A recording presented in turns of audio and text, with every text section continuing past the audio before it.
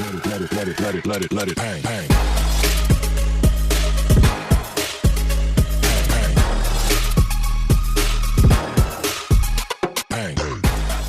নমস্কার বন্ধুরা, আজকে আমি তোমাদের শেখাবো সামনে 25শে ডিসেম্বর আসছে, সেই জন্য কেক কিভাবে বানাতে হয় সেই কেকটাই বানানো শেখাবো।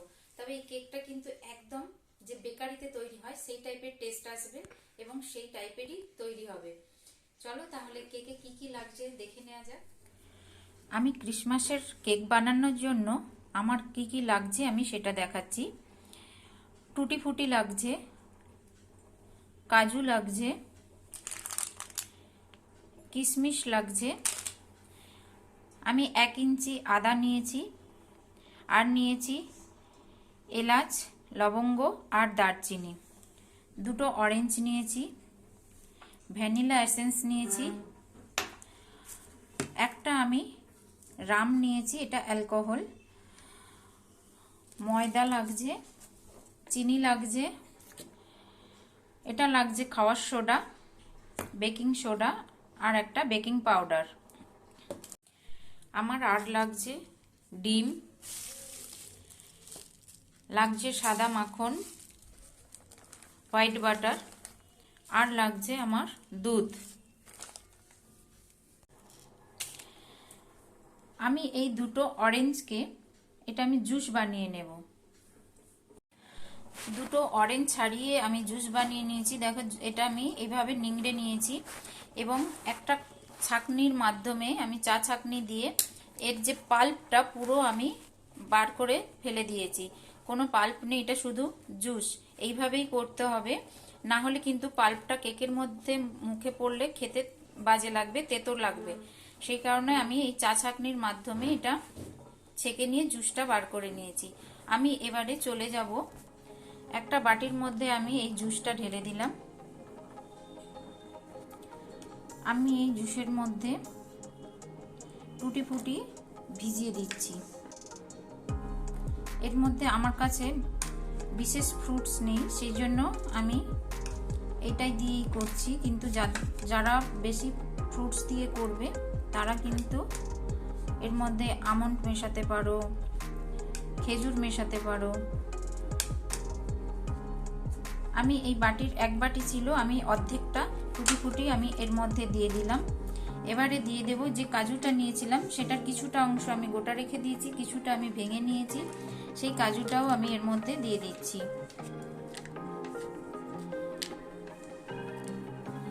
এবারে যে কিশমিশটা নিয়েছিলাম সেই কিশমিশেরও আমি কিছুটা অংশ দিয়ে দিচ্ছি, আর কিছুটা রেখে দিলাম। মানে আমি ছোট 1 প্যাকেট নিয়েছিলাম, তার অর্ধেকের বেশি আমি দিয়ে দিয়েছি, বাকি একটু রেখে দিয়েছি। এটা আমি লাস্ট সাজানোর জন্য রেখে দিলাম। তো এইটাকে আমি ভালো করে অরেঞ্জ জুসের সঙ্গে ভালো করে মিশিয়ে নেব। এবারে এর মধ্যে দিয়ে দেব আমি যে রামটা দেখিয়েছিলাম, সেই রামটা আমি এবারে দেব। চামচ নিয়েছি, সেই চামচের মাপ দিয়ে আমি যে রামটা দিচ্ছি।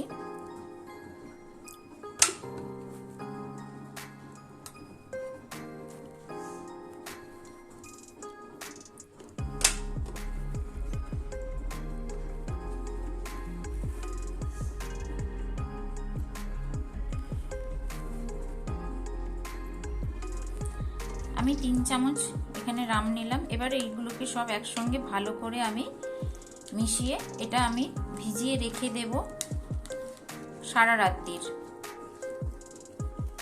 যদি কেউ সারা রাত্রি না ভেজাতে পারো তাহলে এটা তোমরা 8 ঘন্টা মিনিমাম একে ভেজাতে হয়, তাহলে ফ্রুটসের মধ্যে রাম বা ফ্রুট যে জুসটা সেটা অ্যাবজর্ব করবে, তাহলে কেকটা কিন্তু ভালো খেতে হবে।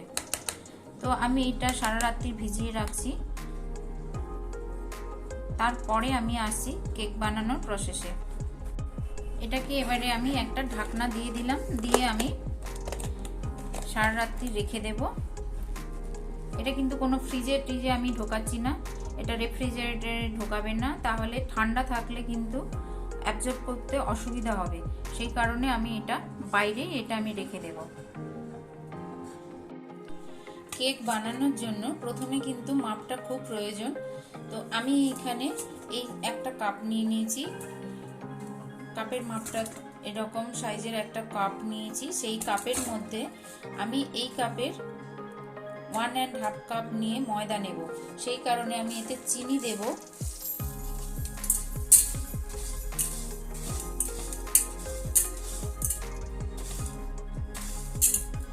চিনি আমি কিন্তু ভর্তি 1 কাপ চিনি দিয়েছি, কেন এটা দানা চিনি, আমি এটাকে গুঁড়ো করতে হবে মিক্সিতে, সেই কারণে আমি 1 কাপ চিনি নিলাম। এই 1 কাপ চিনি আর এর মধ্যে ময়দা দেব আমি 1.5 কাপ। আর আমি এর সঙ্গে কিছুটা চিনি দেখিয়ে দিচ্ছি, এটা 4 চামচে 3 চামচ চিনি হবে। আমি সেই চিনিটা নিয়ে একটা ক্যারামেল তৈরি করব। সেই ক্যারামেলটা কিভাবে করছি সেটা দেখাই। তাহলে কড়া গরম বসিয়ে রেখেছিলাম গ্যাসেতে, তার মধ্যে এবারে চিনিটা আমি দিয়ে দিয়েছি। দেখো চিনিটা আস্তে আস্তে গরমতে গলতে থাকবে। ক্যারামেল বানানোর সময় কিন্তু সবসময় এটা নাড়তে হবে, না হলে কিন্তু কড়ার মধ্যে ধরে যাবে, আর এবং খুব সাবধানে এটা করতে হবে। দেখো আস্তে আস্তে চিনিটা গলছে, দেখো আস্তে আস্তে এটা কি সুন্দর গলে গেছে। এবারে এইভাবে আস্তে আস্তে এটাকে, গ্যাস কিন্তু হাই ফ্লেমে করবে না, মিডিয়াম ফ্লেমে করে করতে হবে, না হলে কিন্তু পুরো তাড়াতাড়ি পুড়ে যাবে।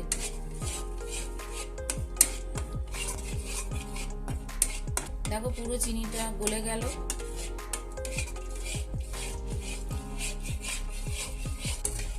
এটার কালার একদম চেঞ্জ হয়ে গেছে। এবারে এর মধ্যে আমি অল্প অল্প সামান্য জল দেব, কিন্তু জল দেওয়ার সময় খুব সাবধান, এটার থেকে যে ভাপটা বেরোবে সেই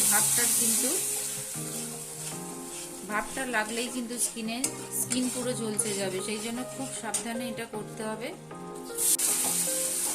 আমার ক্যারামেল রেডি হয়ে গেছে, দেখো কালার লালচে কালার হয়ে গেছে। আমি এতে অল্প জল দিয়ে এটা নাড়তে নাড়তে আমার এই কালারটা এসছে। আমি গ্যাস বন্ধ করে দিয়েছি। দেখো এবারে চলে যাব কেকের নেক্সট পর্যায়ে। চিনিটা আমি এবারে মিক্সিতে দিয়ে এটা গুঁড়িয়ে নেব। চিনিটা আমার গুঁড়ো হয়ে গেছে। এবারে আমি মিক্সির বাটিতে আমি 1 কাপ মতো দুধ দিয়ে দিলাম। আমি এই রকম মাপের সাদা মাখন হোয়াইট বাটার আমি এতে 2 চামচ দিয়ে দিলাম। 1 কাপ দুধের সঙ্গে আমি 2 চামচ মাখন দিয়ে এবারে এটা আমি ওই চিনির সঙ্গে মিশিয়ে দিলাম। তো আমি এটাকে হ্যান্ড ব্লেন্ডার দিয়ে ভালো করে ফেটাবো। মাখন, চিনি আর দুধ একসঙ্গে এইভাবে একটা বাটিতে নিয়ে হ্যান্ড ব্লেন্ডার দিয়ে এটাকে ভালো করে এইভাবে ফেটে নেবে। এবারে এর মধ্যে আমি দেখো একটা কালো কালো কালার এসছে, এটা হচ্ছে আমি যে আদা আর লবঙ্গ এলাচ যেগুলো দেখিয়েছিলাম সেটা আমি একটু বেটে নিয়ে এর মধ্যে দিয়ে দিয়েছি।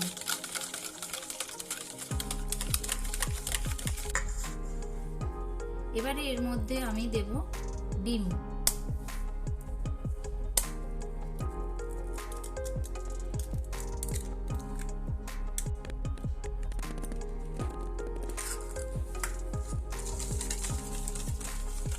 একসঙ্গে সবকটা ডিম দেবে না, ডিম একটা একটা দিয়ে ভালো করে এইভাবে ফেটাতে হবে।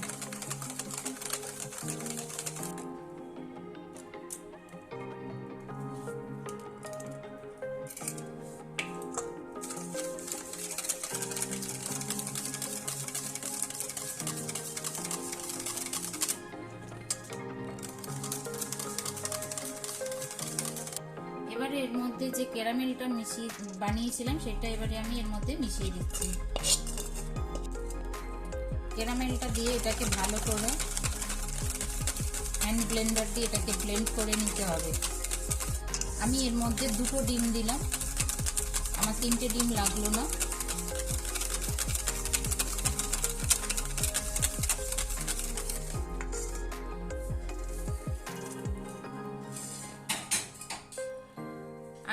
এরকম একটা ছাঁকনি নিয়ে নিয়েছি, তার মধ্যে আমি দিয়ে দেব আমি যে কাপের মাপ দেখিয়েছিলাম সেই কাপের মাপের আমি 1.5 কাপ ময়দা, 1 কাপ আর 1/2 কাপ ময়দা আমি এর মধ্যে দিয়ে দিলাম।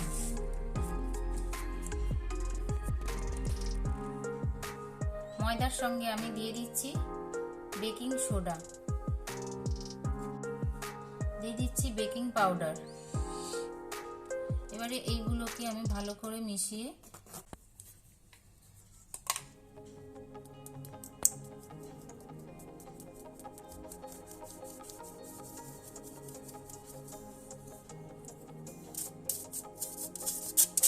ছাঁকনির মাধ্যমে যদি আমি বেকিং সোডা আর বেকিং পাউডারটা দিই তাহলে ময়দার সঙ্গে খুব ভালোভাবে মিশে যায়।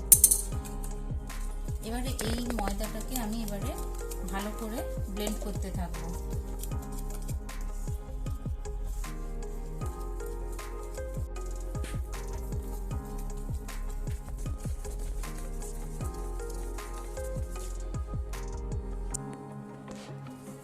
এটা দেখো আমি প্রায় 10 মিনিট ধরে এটাকে আমি ফেটেছি, ফাটার পরে খুব সুন্দর একটা বেটার তৈরি হয়ে গেছে।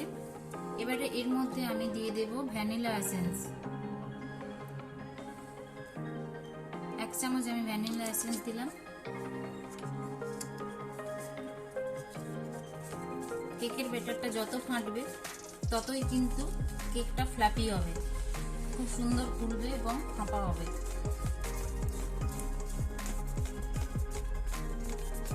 তো আমার কেকের ব্যাটারটা রেডি হয়ে গেছে দেখো। এবারে আমি এর মধ্যে যে টুটি ফুটিটা যেটা আমি ভিজিয়ে রেখেছিলাম, এবারে এর মধ্যে সেটা আমি দিয়ে দেব।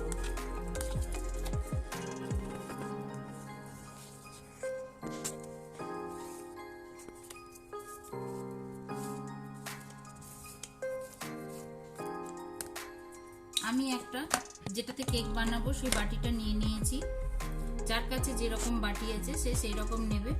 আমি এর মধ্যে সাদা তেল দিয়ে দিলাম।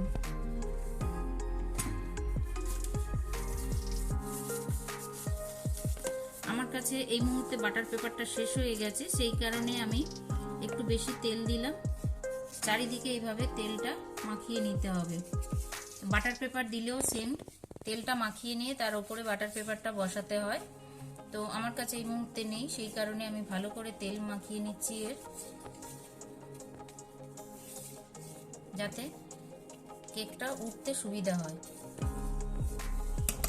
কেকের ব্যাটারটা এর মধ্যে আমি ঢেলে দিচ্ছি।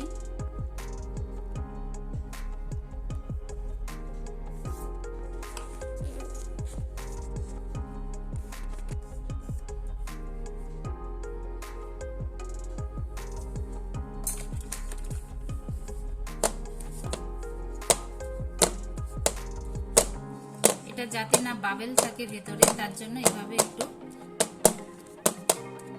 এইভাবে করে নিতে হবে, না হলে বাবেল থাকলে কিন্তু অসুবিধা আছে। আমি যে কাজু আর কিশমিশটা রেখেছিলাম এর ওপরে আমি একটু ময়দা ছড়িয়ে দিচ্ছি, কেন এটার মধ্যে ময়দা মাখিয়ে নিলে ওপর থেকে যে আমি ডেকোরেশনটা করব সেটার জন্য ভেতরে আর ঢুকে যাবে না এগুলো।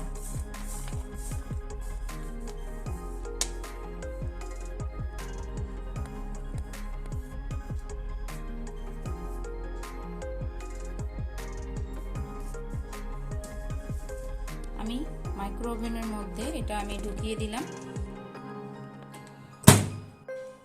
এখানে দেখো কনভেকশন মোড আছে, আমি এই কনভেকশন মোডটাকে টিপে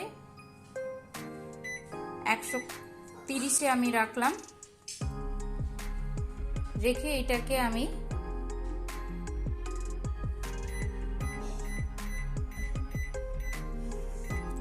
8 মিনিটের জন্য আমি এখন দিচ্ছি। যেহেতু এটা প্লাস্টিকের বাটি সেই কারণে আমি কমে দিয়েছি, যদি দেখি না হয় তাহলে আমি আবার চেক করে নিয়ে আবার আমি দেব। কেকটা দেখো কত সুন্দর ফুলেছে। এটা কনভেকশন মোডে আমি 30 মিনিট দিয়ে করলাম।